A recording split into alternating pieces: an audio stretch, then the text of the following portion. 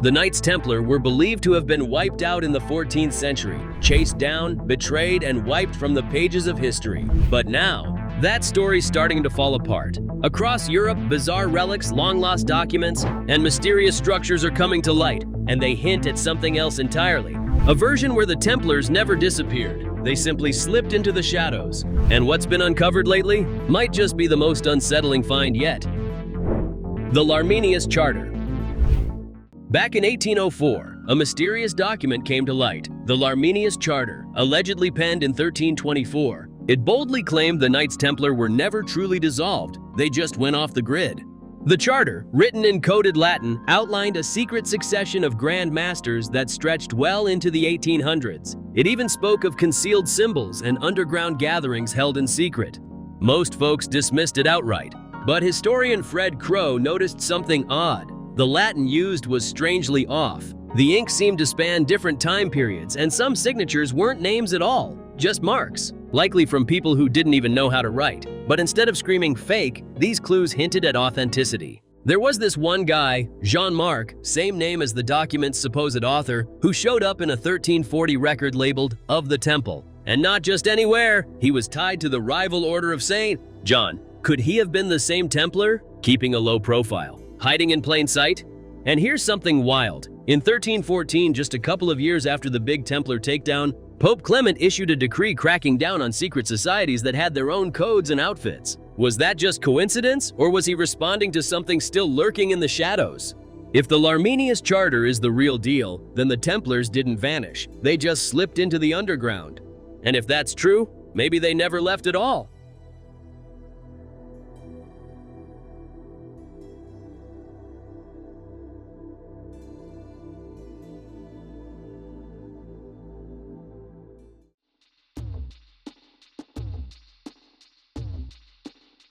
The caves beneath Shropshire.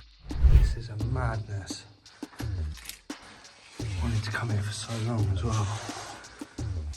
Certain things in life just like, you know, look, it's crazy. Nestled in the quiet hills of Shropshire lies a secret labyrinth beneath the surface, known as the Cainton Caves. They resemble an underground chapel, complete with carved arches and stone pillars, all etched directly into soft sandstone. The whole place gives off an almost spiritual calm. Then in the 1990s, someone stumbled across a sword buried deep within the tunnels, and it screamed Templar design. Its engravings were bold and unmistakable. At first, everyone figured it had to be some Victorian prop or a clever replica. But later tests revealed it was much older, dating all the way back to the early 1300s. After the Templars were shut down, it makes sense that some may have gone into hiding beneath the earth. Many believe these caves were used for secret ceremonies or simply as a sanctuary from danger. And to this day, huge sections of the tunnels remain blocked off. Which begs the question, what else is waiting to be uncovered down there in the dark? This is a madness.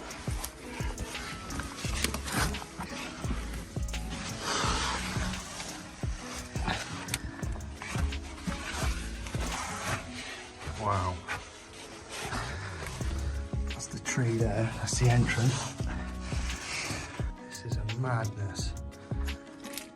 I wanted to come here for so long as well. Certain things in life just like, you know, look, it's crazy. The Chapel of Impossible Secrets.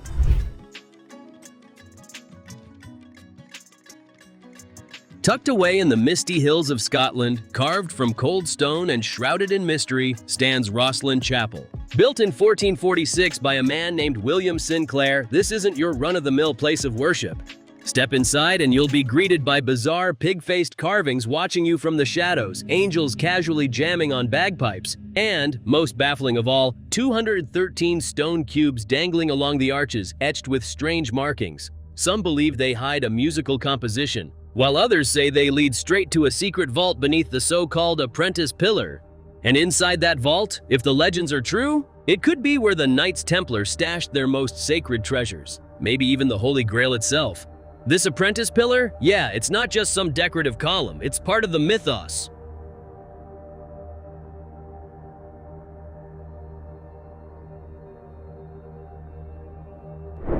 the Tomar crosses.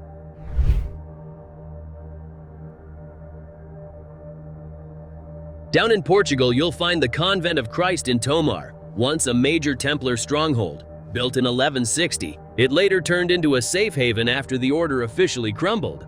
All around the place, strange crosses catch your eye, laid out in intricate geometric patterns that are oddly precise and kind of unsettling. Some say they're just ordinary Christian designs, but there's a growing belief they're hiding something deeper. Think sacred geometry, cosmic alignments, or secret initiation rites etched right into the stone. After the fall of the Templars, Portugal didn't get rid of them. They just gave the whole thing a facelift. The order was rebranded as the Order of Christ. New name, same old symbols. So, were the Templars really wiped out, or were they hiding in plain sight all along?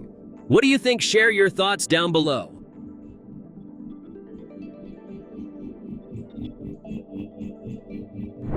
The Apprentice Pillar.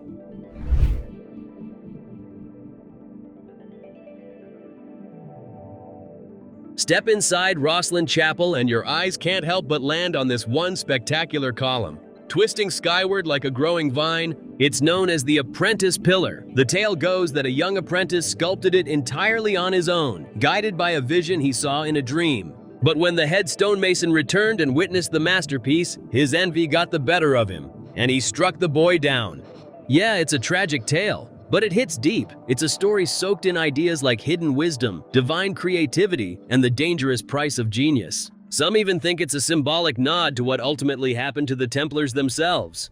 But back to Rosslyn, because there's one carving that throws a serious wrench into the timeline. Wrapped around a chapel window is a depiction of maize. Yep, corn.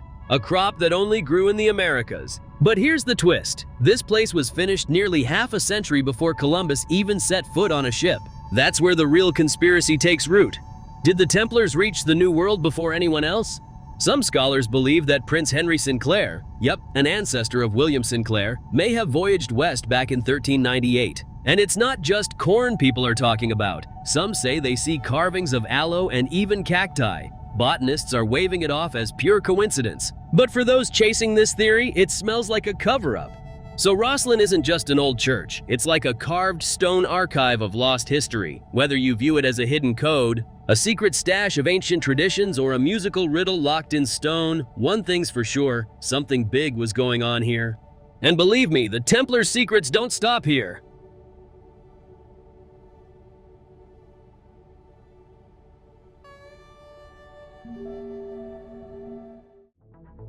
The San Bevenate frescoes. Tucked inside a church in Perugia, Italy, once a major hub for the Templars, there's a series of ancient frescoes splashed across the walls. At first glance, they seem pretty typical. Knights, flags, saints, nothing out of the ordinary.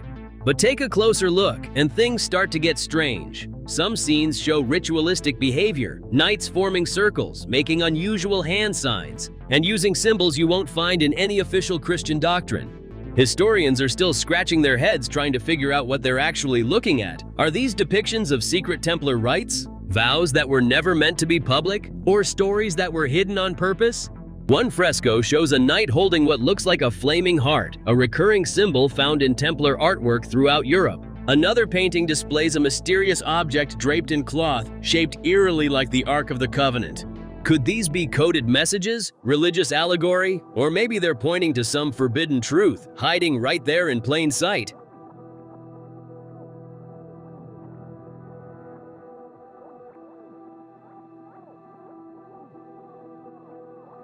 The Devil's Church in the Hills. Tucked away in the French countryside is a quiet little place called Rosslyn Chapel, and it houses a church that really shouldn't exist the way it does. In 1891, a broke priest named Father Berenger Saunier suddenly came into a suspicious amount of wealth. His explanation? He discovered old documents hidden inside a broken altar column, and from there, things only got weirder. He went on to renovate the Church of Mary Magdalene with seriously strange design choices, a demonic figure clutching a basin of holy water, the Stations of the Cross completely out of sequence, a black and white checkerboard floor straight out of a Masonic temple, and cryptic Latin phrases chiseled into the walls. Some say those ancient texts pointed straight to the lost treasure of the Templars. Others whisper about something even more unsettling, perhaps evidence of a hidden bloodline the Church desperately wanted to erase. Was Saunier guarding the truth behind the Holy Grail? Or had he unearthed something that could rewrite everything we thought we knew about Scripture? One thing's certain, he took the secret to his grave. And those documents, never seen again. Maybe that was the whole point.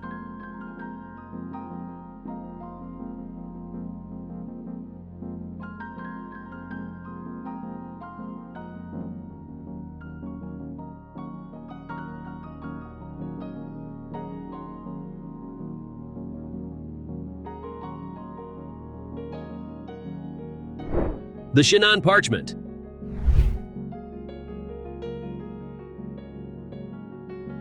Now, here's something that could totally change how you view the Templars. Back in 2001, a surprising find popped up in the Vatican archives, a parchment dated August 1308. This document, known as the Shannon Parchment, revealed something huge. Pope Clement V had secretly cleared the Knights Templar of any heresy. Yep, the same pope who publicly condemned them had, in private, declared them innocent. So why did he do it? Some think Clement knew the accusations were just a cover for King Philip IV's greed, but instead of revealing the truth, he kept it under wraps to avoid political trouble. Others speculate that he stumbled upon something way too powerful and dangerous to expose. The parchment suggests a chilling thought. The Templars weren't the traitors they were thought to be. They were the ones who got betrayed.